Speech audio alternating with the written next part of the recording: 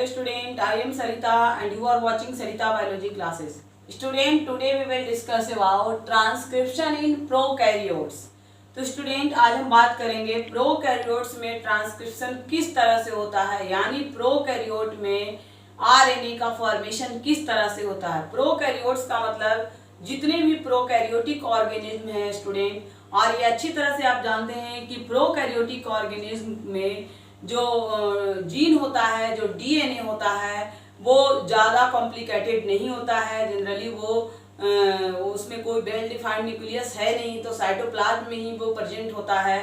तो इसलिए प्रोकैरियोट में जो ट्रांसक्रिप्शन प्रोसेस होता है वो ज़्यादा डिफिकल्ट नहीं है, पहले ही माइंड में फीड कर लो, इसलिए घबराने की यहाँ पे कोई ज़रूरत नहीं है। बहुत ही इजी वे में मैं आपको ट्रिक वाइज समझा रही हूँ, बिल्कुल ध्यान से समझना। तो सबसे पहले स्टूडेंट हम जानते हैं कि जो आरएनए होता है, जनरली आरएनए यहाँ पे बनना है, तो पहले हम जानते हैं आरएनए कितने तरह का होता है। तो जनरली यहाँ पे देखने को मिलता है 3 टाइप्स ऑफ आरएनए होता है, messenger RNA, mRNA, transfer RNA, tRNA और राइबोसोमल आरएनए, आरआरएनए। अब इस आरएनए का क्या क्या फंक्शन है, तो messenger RNA provide template for the sequence of amino acid in the proteins. यानी क्लियरली कहा जा रहा है स्टूडेंट कि मैसेंजर आरएनए जो है वो टेम्पलेट प्रोवाइड करता है प्रोटीन फॉर्मेशन के लिए, यानी उसी टेम्पलेट पे वही टेम्पलेट स्ट्रैंड प्रोवाइड करता है जिस पे प्रोटीन बनता है।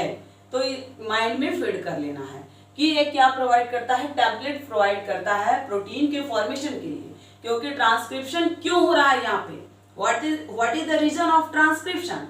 तो ट्रांसक्रिप्शन का मेन रीजन है ट्रांसलेशन होना, प्रोटीन का फॉर्मेशन होना। तो प्रोटीन के फॉर्मेशन के लिए जो टेम्पलेट प्रोवाइड करने वाला जो आरएनए है वो है messenger RNA. Now transfer RNA का काम क्या है student, carries the amino acid to the ribosome and also read the codon of messenger RNA. अब यहाँ पे स्टूडेंट ट्रांसफर आरएनए, ट्रांसफर से मतलब ही हो रहा है किसी चीज को कैरी करना। ट्रांसफर वर्ड से ही क्लियर हो रहा है, किसी चीज को क्या करना, कैरी करना, ट्रांसपोर्ट करना। तो दैट मीन्स यहाँ ट्रांसफर आरएनए भी क्या कर रहा है, कैरी कर रहा है। किसको कैरी कर रहा है, एमिनो एसिड को कैरी कर रहा है। तो एमिनो एसिड कैरी कर रहा है कहाँ, टू द राइबोसोम, यानी राइबोसोम पे ले जा रहा है। आप लोग अच्छी तरह से जानते हैं where is the site of protein synthesis. तो site of protein synthesis in the cell ribosome. Ribosome पे प्रोटीन सिंथेसिस होता है, सबको पता है, अच्छी तरह से पता है। तो ट्रांसफर आरएनए क्या करेगा, एमिनो एसिड को कैरी करेगा, राइबोसोम पे ले जाएगा, और दूसरा काम क्या करेगा, read the codon of messenger RNA. यानी मैसेंजर आरएनए, कोडोन वर्ड अभी आपको क्लियर नहीं हो रहा है। मैसेंजर आरएनए जो है वो डिफरेंट टाइप के कोडोन को रीड करता है, यानी एमिनो एसिड पे यहाँ पे कोडोन बनता है, उस कोडोन जो मैसेंजर आरएनए बनाता है कोडोन को, उसके कोडोन को रीड करने वाला है ट्रांसफर आरएनए। तो ध्यान रखना है, मैसेंजर आरएनए जो कोडोन बनाता है, कोडोन का फॉर्मेशन करता है, उसको रीड कौन करता है, ट्रांसफर आरएनए। राइबोसोमल आरएनए का काम क्या है, play structural and catalytic role during protein formation. Ribosomal RNA ही वो प्लेस है जहां पे प्रोटीन का फॉर्मेशन होता है, जहां पे ट्रांसलेशन होता है। तो ध्यान में रखना है, रोल तो इन तीनों का ही है, लेकिन हो कहाँ रहा है, कौन से राइबोसोम के पास, कौन से आरएनए के पास हो रहा है, तो वो है राइबोसोमल आरएनए, जहां पे प्रोटीन बन रहा है। तो ये है साइट फॉर प्रोटीन फॉर्मेशन। ध्यान रखना स्टूडेंट। अब हमें यहाँ पे जानना है थोड़ा सा specific character of RNA polymerase in E coli. E coli में खास करके पॉलीमेरेज का जो आरएनए पॉलीमेरेज का जो कैरेक्टर है वो किस तरह से होता है, ये हमें देखना है। यानी आरएनए पॉलीमेरेज यहाँ पे क्या क्या करता है, क्या क्या इंपॉर्टेंट रोल निभाता है, ये देखना है स्टूडेंट। तो इकोलाई के केस में जो आरएनए पॉलीमेरेज है वो उसका बहुत ही इंपॉर्टेंट रोल है, देख लीजिए। Single DNA dependent RNA polymerase have catalyzed all type of RNA formation in prokaryote। Clearly कहा जा रहा है स्टूडेंट, यहाँ पे एक single DNA dependent RNA polymerase है, यानी यही वो आरएनए पॉलीमरेज है जिसको आप देखे थे कि आपको ट्रांसक्रिप्शन जब प्रोसेस पढ़ाए थे तो उसमें भी बताए थे कि यही आरएनए पॉलीमरेज, उसमें भी single DNA dependent RNA polymerase कह रहा है, यानी एक जो है सिंगल यहाँ पे आरएनए पॉलीमरेज है जो बहुत मेजर रोल अदा कर रहा है।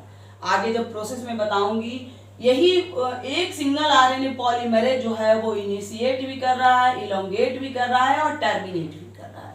तीन काम कर रहा है student, initiation, elongation and termination का। तो ये तीनों प्रोसेस एक single DNA dependent RNA polymerase के द्वारा हो रहा है, यानी प्रोसेस की शुरुआत, प्रोसेस और प्रोसेस का टर्मिनेशन, यानी एमआरएनए बनने की शुरुआत, एमआरएनए बनना और एमआरएनए बनने का अंतिम प्रोसेस जो है वो तीनों काम एक single DNA dependent RNA polymerase के द्वारा हो रहा है। तो ये मेन कैरेक्टर है, ध्यान में रखना है स्टूडेंट, आपको कोई यहाँ पे कंफ्यूजन की बात नहीं है। अब क्वेश्चन राइज ये होता है कि ये single DNA dependent RNA polymerase एक साथ इतने काम को कैसे करता है। तो ये एक साथ इतने काम को करने के लिए RNA polymerase has cofactor. Clearly कहा जा रहा है स्टूडेंट कि आरएनए पॉलीमरेज जो है वो अब हमें किसी काम को करना है, अब हमें एक ही साथ बहुत सारा काम दिया गया है, तो हम क्या करेंगे, कोई ना कोई हेल्पर रखेंगे अपने साथ, तभी वो काम जो है हमारा फास्टली होगा, सही तरीके से होगा। तो इसीलिए स्टूडेंट यहाँ पे जो आरएनए पॉलीमरेज है उसके पास कोफैक्टर होता है, और वो कोफैक्टर होता है beta, beta dash, alpha, alpha dash, rho and sigma factor. ये सारे फैक्टर जो है अपना अपना रोल अदा करते हैं स्टूडेंट, जो अलग अलग केस में हमें देखने को मिलेगा। यहाँ पे प्रोकैरियोट में ट्रांसक्रिप्शन के केस में मेन जो रोल होता है वो सिग्मा फैक्टर का होता है और रो फैक्टर का होता है। यानी सिग्मा फैक्टर जो है वो प्रोसेस को इनिशिएट करता है, स्टार्टिंग में रोल अदा करता है, और रो फैक्टर जो है वो प्रोसेस को टर्मिनेशन में रोल अदा करता है। और इस तरह से कहा जा रहा है factor to catalyse the process, यानी सारे प्रोसेस को कैटेलाइज करने का काम है जो पॉलीमरेज, आरएनए पॉलीमरेज का जो कोफैक्टर है उसका यही काम है स्टूडेंट। तो इस तरह से ये आपको क्लियर है कि जो फैक्टर है यहाँ पे वो काफी हेल्प कर रहा है आरएनए पॉलीमरेज को। तो अब हम देखते हैं स्टूडेंट कि ट्रांसक्रिप्शन प्रोसेस किस तरह से होता है प्रोकैरियोट में। तो अब हम ट्रांसक्रिप्शन को अगर देखते हैं स्टूडेंट, तो यहाँ पे ट्रांसक्रिप्शन जो है 3 स्टेप में कंप्लीट होता है प्रोकैरियोट्स के केस में। सबसे फर्स्ट स्टेप है इनिशिएशन। तो इनिशिएशन में क्या होता है student, sigma factor recognise the start signal with RNA polymerase and bind the promoter to initiate process। Clearly कहा जा रहा है स्टूडेंट, यहाँ पे देखिए डायग्राम भी हम बना दिए हैं, ये इनिशिएशन प्रोसेस हो रहा है। अब यहाँ पे होता क्या है स्टूडेंट, यहाँ पे जनरली आपको अच्छी तरह से पता है स्टूडेंट कि यहाँ पे जो प्रोसेस की स्टार्ट होता है वो टेम्पलेट स्ट्रैंड के साथ कोडिंग होता है। आपको पहले ही बता दिया गया है कि डीएनए में 2 स्ट्रैंड होता है, 1 स्ट्रैंड जो होता है वो कोडिंग स्ट्रैंड होता है और अनदर जो स्ट्रैंड होता है दैट इज टेम्पलेट स्ट्रैंड। तो टेम्पलेट स्ट्रैंड जो होता है वो 3 प्राइम टू 5 प्राइम होता है और कोडिंग जो होता है वो 5 प्राइम टू 3 प्राइम होता है। अब डीएनए डिपेंडेंट आरएनए पॉलीमरेज जो है वो हमेशा किस डायरेक्शन में वर्क करता है, तो वो हमेशा 5 प्राइम टू 3 प्राइम वर्क करता है। ये आपको प्रीवियस वीडियो में ही बता दिया गया है ये सारी चीजें, इसलिए आपको ध्यान में होगा। अब यहाँ पे स्टूडेंट क्या होता है, ये तो है कोडिंग स्ट्रैंड जो आप देख रहे हैं 5 प्राइम टू 3 प्राइम है, और ये 3 प्राइम टू 5 प्राइम यहाँ पे टेम्पलेट स्ट्रैंड है। तो टेम्पलेट स्ट्रैंड के साथ बनेगा कंप्लीमेंट्री आरएनए का स्ट्रैंड, ये आप अच्छी तरह से जानते हैं। और टेम्पलेट स्ट्रैंड के साथ जब कंप्लीमेंट्री आरएनए का स्ट्रैंड बनाएंगे तो टेम्पलेट 3 प्राइम टू 5 प्राइम है, तो उसका कंप्लीमेंट्री जब हम बनाएंगे तो 5 प्राइम टू 3 प्राइम बनाएंगे। तो ये आप अच्छी तरह से जानते हैं। और ये 5 प्राइम टू 3 प्राइम बनेगा तो इस डायरेक्शन में आरएनए पॉलीमरेज भी वर्क करता है। ये भी आपको पता है कि RNA polymerase always work in 5 prime to 3 prime direction. तो यहाँ पे ये क्लियर हो गया। तो अब इनिशिएशन कैसे हो रहा है, यानी आपको बता दिया गया था कि यहाँ पे क्या होता है, स्टार्टिंग जो होता है, इनिशिएशन जो होता है, यहाँ पे प्रेजेंट होता है प्रमोटर। प्रमोटर प्रमोट करता है वर्क को, आपको बताया था प्रीवियस वीडियो में। अब यहीं पे जैसे ही आरएनए पॉलीमरेज या प्रमोटर के पास पहुंचता है, क्या होता है, क्लियरली कहा जा रहा है सिग्मा जो है फैक्टर जो रिकॉग्नाइज कर लेता है इसको, आरएनए पॉलीमरेज को सिग्मा फैक्टर रिकॉग्नाइज कर लेता है जैसे ही प्रमोटर के पास, यानी इस ये स्टार्टिंग है, इनिशिएशन सपोज दैट यहाँ से हो रहा है, इस स्टैंड से हो रहा है, तो यहाँ पे प्रमोटर के पास जैसे ही आरएनए पॉलीमरेज पहुंचता है वैसे ही सिग्मा फैक्टर उसको क्या करता है, रिकॉग्नाइज कर लेता है, पहचान लेता है। और जब सिग्मा फैक्टर उसको रिकॉग्नाइज कर लेता है तो अगला प्रोसेस क्या होगा, इलोंगेशन होगा। इलोंगेशन में क्या होगा, जब सिग्मा फैक्टर रिकॉग्नाइज कर लिया आरएनए पॉलीमरेज को, तो अब वो स्ट्रैंड क्या करेगा, अब वो स्ट्रैंड जो है वो एक बबल बना लेगा। अब वो स्ट्रैंड क्या करेगा, बबल बना लेगा। और इस तरह से आप देख रहे हैं ये बबल फॉर्मेशन हो गया, इसको हम बबल्स कहते हैं। ये बबल बन गया स्ट्रैंड का, और इस तरह से स्टूडेंट जब ये बबल बन गया तो अब यहाँ पे अब सिग्मा फैक्टर का रोल खत्म हो गया। अब क्या हो गया, जैसे ही बबल फॉर्मेशन हो गया, अब आरएनए पॉलीमरेज जो है वो आरएनए टेम्पलेट बनाना शुरू कर दिया, यानी सिग्मा फैक्टर काम को स्टार्ट करवा दिया। अब उसका काम खत्म, अब वो वर्क स्टार्ट करवा के अब वो आउट हो जाएगा। ये क्या हो जाएगा, सिग्मा फैक्टर आउट। अब यहाँ पे ये आउट हो गया। अब ये वर्क जो है यानी आरएनए पॉलीमरेज जो है कंटिन्यू अब यहाँ पे टेम्पलेट स्ट्रैंड के साथ जो है वो अपना कंप्लीमेंट्री आरएनए का टेम्पलेट जो है बनाता जाएगा। अब इस तरह से आरएनए का देख रहे हैं, यहाँ पे आरएनए का टेम्पलेट जो इस लाइन के द्वारा हम दिखाए हैं वो बन रहा है। अब इस तरह से ये सेकेंड प्रोसेस है। After initiation sigma factor loss but continue the RNA polymerisation from RNA polymerase. Clearly लिख भी दिया यहाँ स्टूडेंट कि इस तरह से सिग्मा फैक्टर लॉस हो गया, आउट हो गया।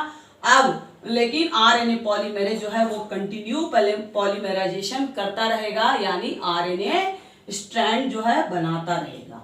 अब इस तरह से आरएनए कंटिन्यू बनता जा रहा है।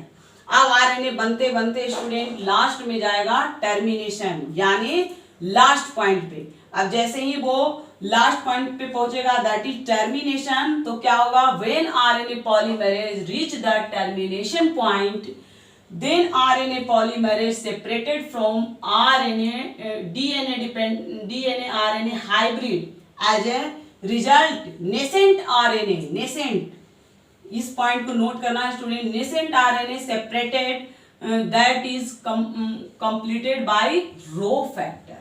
अब यहाँ पे स्टूडेंट जैसे ही RNA polymerase continue RNA form करते करते पहुंचेगा टर्मिनेशन पॉइंट पे, तो वो क्या होगा, अब वहां पे जो है वो एक तरह से नेसेंट आरएनए यानी बन जाएगा, इस कंप्लीट आरएनए बन जाएगा और टर्मिनेशन पॉइंट पे बैठा, जैसे ही वो पहुंचेगा वहां पे बैठा है क्या, वहां पे है रो फैक्टर जो है उसको रिकॉग्नाइज कर लेगा। अब रो फैक्टर टर्मिनेट करवाता है वर्क को, तो इस तरह से जैसे ही रो फैक्टर उसको रिकॉग्नाइज करेगा तैसे ही आरएनए पॉलीमरेज का जो है पॉलीमराइजेशन एंड हो जाएगा और नेसेंट यानी नेसेंट आरएनए का मतलब एक कंप्लीट आरएनए सिंथेसिस हो जाएगा, जो हम यहाँ पे दिखाए हैं। इस तरह से ये आरएनए बन गया पूरा, और इस तरह से रो फैक्टर क्या किया, पूरा जो है पॉलीमराइजेशन प्रोसेस को कंप्लीट करवा दिया, टर्मिनेट करवा दिया, स्टॉप करवा दिया, और इस तरह से रो फैक्टर जो है वो प्रोसेस को कंप्लीट करवा दिया स्टूडेंट। तो इस तरह से स्टूडेंट यहाँ पे एक नेसेंट आरएनए मिल गया। अब ये जो नेसेंट आरएनए है स्टूडेंट, यहाँ पे बहुत ही इंपॉर्टेंट पॉइंट है कि ये यहाँ पे जो प्रोकैरियोट्स के केस में जो आरएनए मिल रहा है that is RNA is active RNA. ये जो एमआरएनए मिल रहा है यहाँ पे, यही एमआरएनए एक्टिव एमआरएनए है, और ये एमआरएनए कंटिन्यू जो है ट्रांसलेशन करने के लिए रेडी है। इसमें यहाँ पे बल्कि रेडी नहीं, यहाँ पे एक तरफ आरएनए बनता जाता है, आरएनए का सिंथेसिस होता जाता है, और दूसरे तरफ जो है जैसे ये आरएनए बन गया है यहाँ तक और आगे जो है यहाँ पे बन रहा है, तो यहाँ पे होता क्या है, ये जो बन गया जितना पार्ट आरएनए का बन गया वहां पे ट्रांसलेशन भी स्टार्ट हो जाता है। यानी प्रोटीन सिंथेसिस में स्टार्ट हो जाता है, क्योंकि यहाँ पे जो कोई वेल डेवलप्ड न्यूक्लियस तो है नहीं कि उसकी मेम्ब्रेन के अंदर, न्यूक्लियस के अंदर ही प्रोसेस हो रहा है। यहाँ तो साइटोप्लाज्म में प्रोसेस हो रहा है और यहाँ पे साइटोप्लाज्म में ही राइबोसोम भी पड़ा है। तो राइबोसोम जो है वो इजिली जो है mRNA के साथ वो कंटिन्यू जो है ट्रांसलेशन प्रोसेस को करते जाता है और एक तरफ जो है mRNA बनते जाता है। ये खास करके प्रोकैरियोटिक सेल की कैरेक्टरिस्टिक है, यूकैरियोटिक में ऐसा नहीं होता है। तो ये स्टूडेंट इस तरह से यहाँ पे जो होता है वो एक तरह से कपलिंग होता है, RNA plus transcription plus translation दोनों साथ साथ होता है। तो इस तरह से स्टूडेंट यहाँ पे प्रोकैरियोटिक के केस में ट्रांसक्रिप्शन होता है। हमें उम्मीद है कि ये कंसेप्ट आपको क्लियर हो गया होगा, और अगर आपको कोई कंफ्यूजन होगा तो आप अपनी क्वेरीज को कमेंट बॉक्स में जरूर लिखना। और अगर आपको ये वीडियो अच्छा लगा होगा तो please like my video, subscribe my channel and share with your friends. Thank you student.